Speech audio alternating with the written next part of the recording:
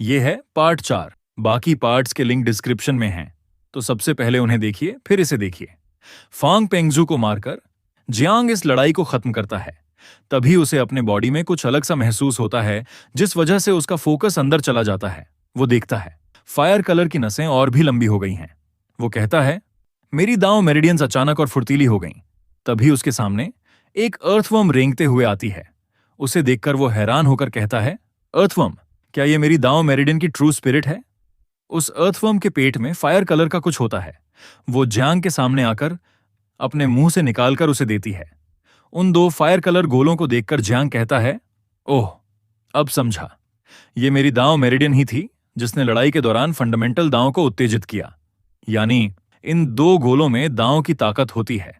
तभी उसे डीन आवाज देते हैं, जिससे वो होश में आ जाता है। आगे डीन कहते हैं, तुम मेरे साथ झिंगशी चलोगे और बाकी लोग इस जगह से चले जाएंगे। ये सुनकर जियांग उनके पीछे जाने लगता है। वहीं उसके तीनों भाई पेंगजू के बॉडी को उठा रहे होते हैं। इसके बाद जियांग डीन के सामने खड़ा होता है।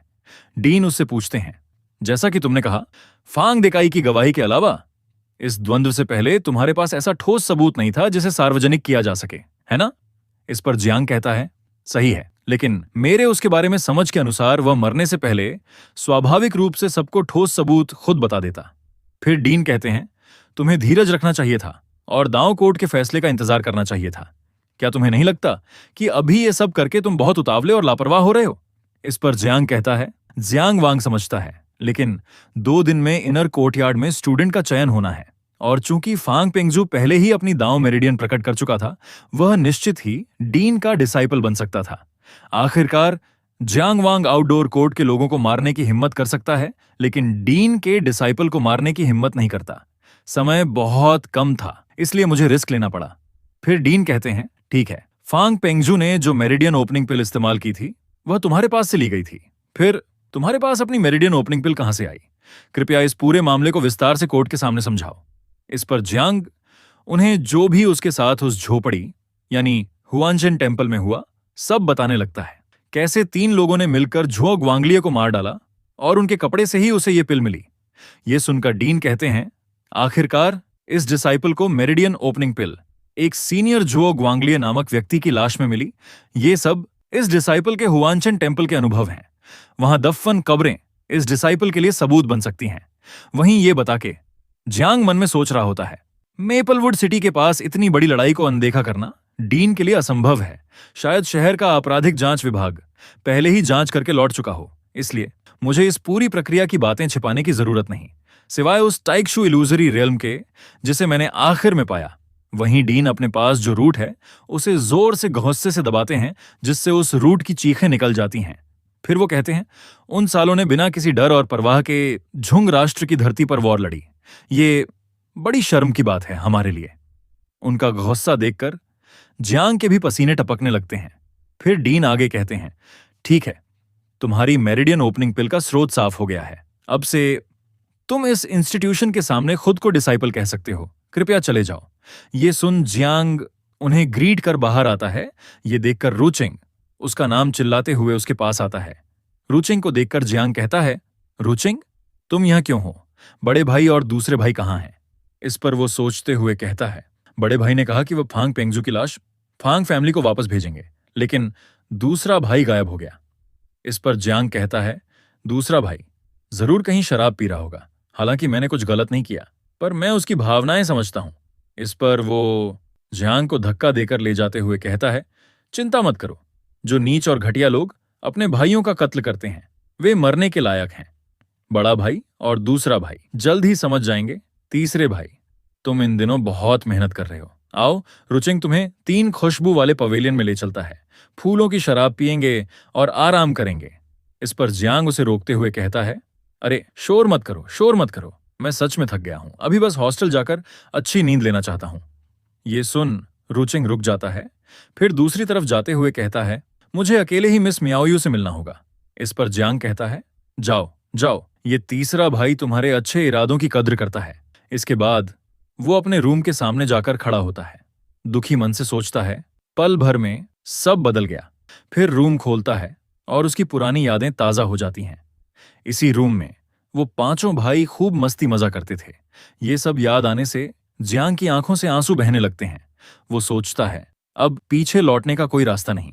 इसके बाद वो सो जाता है और उसे एक सपना आता है जिसमें वो छोटा होता है, एक ब्लू कलर में चमक रहे मास्टर को देखकर कहता है, वाओ, एक इमॉर्टल। फिर वो इमॉर्टल कहता है, तुम्हारा स्वभाव काफी अच्छा है, क्या तुम मेरे साथ कल्टीवेट करना चाहोगे? तभी छोटा पेंगजू आता है जो जियांग को धक्का देते हुए कहता है, मैं चलूंगा, मुझे ले चलो इमॉर्टल। इस पर जियांग कहता है, अमर चाचा, हम अच्छे दोस्त हैं, हम साथ में कल्टीवेट कर सकते हैं। इस पर इमॉर्टल कहते हैं, नहीं, मैं सिर्फ एक ही डिसाइपल स्वीकार करूंगा। इस पर छोटा पेंगजू उसे पहाड़ी से धक्का देता है जिससे जियांग पहाड़ी से नीचे गिरने लगता है और रिवर में जा गिरता है। ये देखकर वो इमॉर्टल कहता है, उसका स्वभाव तुम्हारे जितना अच्छा नहीं है, लेकिन उसका दिल तुमसे कहीं ज्यादा निर्दयी है। याद रखो, कल्टीवेशन का मार्ग लड़ाई है। इस डरावने सपने से जियांग चिल्लाते हुए नींद से जाग जाता है, फिर सिर पकड़कर कहता है, फिर वही सपना। इसके बाद वो कपड़े पहनकर रूम के बाहर जाते हुए कहता है, मैं बहुत देर तक सो गया, बड़ा भाई और दूसरा भाई अब तक लौटे नहीं। तभी बाहर खड़े एक डिसाइपल को देखकर पूछता है, ये जूनियर भाई, क्या तुमने सीनियर भाई लिंगहे को देखा है? इस पर वो कहता है, लिंगहे? नहीं देखा। और इसी के साथ वो अपनी गर्दन पागलों की तरह घुमाने लगता है जिससे उसकी गर्दन पर क्रैक आ जाता है और वो गर्दन टूट कर गिर जाती है। ये देखकर जियांग के होश उड़ जाते हैं। फिर वो टूटी गर्दन और बिना सिर की बॉडी अजीब सी हरकत कर सीधे जियांग पर हमला करने लगती है। ये देखकर जियांग वहां से भागते हुए सोचता है, भाग बेटे, मॉन्स्टर्स हमला कर रहे हैं। और हम देखते हैं टूटी गर्दन बेहद डरावनी लगती है। जियांग उनसे बचकर अपने रूम में जाने की कोशिश करता है, लेकिन एक बैरियर उसे रोक देता है। इस पर वो कहता है, लगता है चारों ओर एक हवा का बैरियर बन चुका है, मैं कमरे में वापस नहीं जा सका। फिर पीछे देखता है तो वो गर्दन और बॉडी उसका फुल स्पीड से पीछा कर रहे होते हैं। इस पर वो मन ही मन कहता है, एक्टिवेट द ओरिजिन दाओ। और तभी उसके पास जो दो गोलियां होती हैं उनमें से एक फट जाती है। उससे मिली पावर से वो घूमकर एक जोरदार किक उस टूटी गर्दन पर मारता है जिससे वो गर्दन फुल स्पीड में जाकर अपनी ही बॉडी से टकरा जाती है। तभी जियांग को लेग में दर्द महसूस होता है। वो अपने लेग को देखता है जो किक मारते समय जख्मी हो गया होता है। फिर उस मॉन्स्टर की तरफ देखता है जिसके दो सिर होते हैं, एक चेस्ट में और दूसरा उसने हाथ में पकड़ा होता है। वो हंसते हुए कहता है, जियांग, जियांग, तुम्हारे पैर सच में बहुत मजबूत हैं। आउटर कोर्टयार्ड के डिसाइपल्स ने कब अपने मेरिडियन खोले? फिर टूटा हुआ सिर फिर से जोड़ते हुए कहता है, वाह, कितना स्वादिष्ट, सचमुच स्वादिष्ट। जिस कल्टीवेटर के मेरिडियन खुले हों उसका मांस कितना स्वादिष्ट होता है। ये देखकर जियांग मन में कहता है, ये मॉन्स्टर लाशों को काबू कर सकता है, इसकी ताकत बहुत ज्यादा है, मैं इसके सामने टिक ही नहीं सकता। फिर वहां से दूर भागते हुए कहता है, मुझे भागना होगा, जल्दी से इनर कोर्टयार्ड वाले मार्शल ब्रदर्स को खबर देनी होगी, वरना और आउटर कोर्टयार्ड वाले लोग मर जाएंगे। और तभी वो फिर से एक इनविजिबल बैरियर से टकरा जाता है। ये देखकर वो मन में कहता है, धत, पूरी हॉस्टल वाली जगह को इसने टाओइस्ट मैजिक से सील कर दिया है और मेरे पास बस एक ही दांव शक्ति बची है, मैं कैसे लड़ूंगा? और वो बची हुई गोली की शक्ति इस्तेमाल कर उस बैरियर को तोड़कर बाहर आ जाता है। ये देखकर एक बंदा जियांग से कहता है, ओह, बुरा नहीं जूनियर ब्रदर जियांग, तुम्हें दांव शक्ति का इस्तेमाल कर सील तोड़ना भी आता है। इस मॉन्स्टर को मुझे सौंप दो और तुम हॉस्पिटल जाकर इलाज कराओ।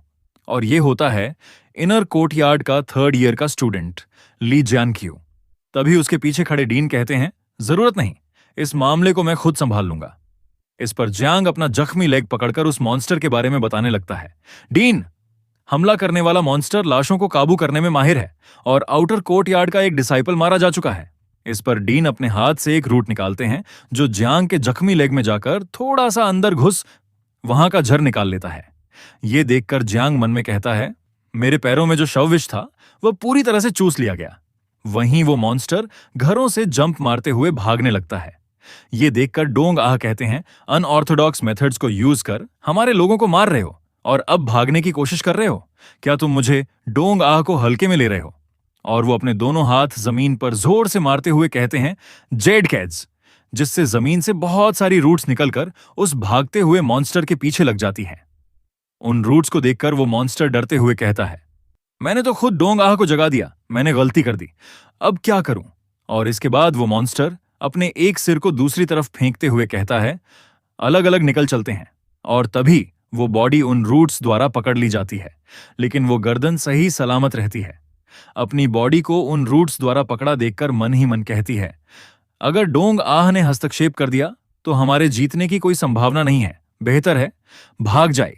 और तभी वो रूट्स उस मॉन्स्टर की बॉडी को चकनाचूर कर देते हैं।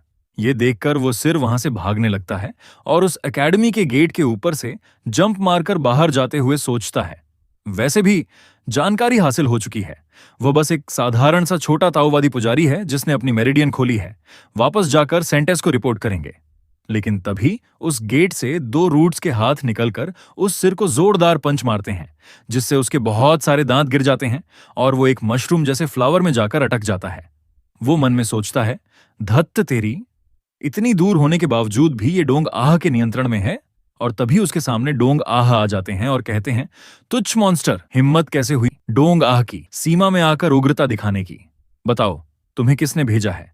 इस पर वो मॉन्स्टर हंसते हुए कहता है, मुझे मत मारो, जरा इधर आओ, इधर आओ। और तभी उसका मुंह फूलने लगता है। वो आगे कहता है, जब हम नरक में मिलेंगे तब मैं तुम्हें बता दूंगा। तभी डीन अपनी उंगली उठाते हैं, जिससे वो मशरूम उस सिर को निगल लेता है और तभी उस मशरूम में जोरदार ब्लास्ट होता है। इसी के साथ चैप्टर यहीं पर खत्म होता है और आगे आगे ये स्टोरी और भी मजेदार होने वाली है। इसके अगले चैप्टर के लिए इस चैनल को लाइक, शेयर और सब्सक्राइब करें। मिलते हैं अगली वीडियो में।